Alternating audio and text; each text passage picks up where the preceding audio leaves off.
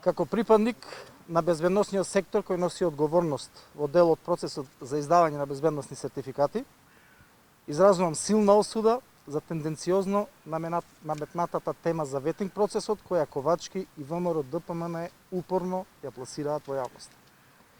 Имено, наспред обвинувањата дека станува збор за непрофесионализам и партиско влијание, одговорно тврдам дека постапката за ветинг се врши од тим обучен од НАТО експерти, врз чија работа не се врши апсолутно никакво влијание.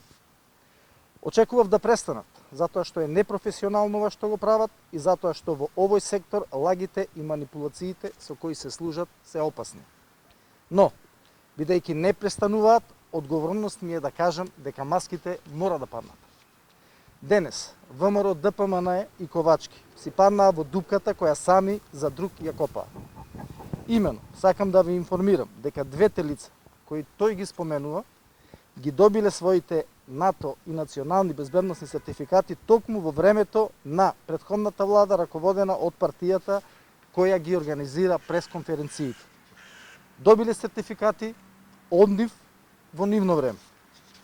А токму во едниот од овие сертификати, за едно од лицата, во досието фигурира и подписот на Ковачки, кој потврдува дека нема никаков проблем на тоа лице да му се издаде национален и НАТО безбедносен сертификат.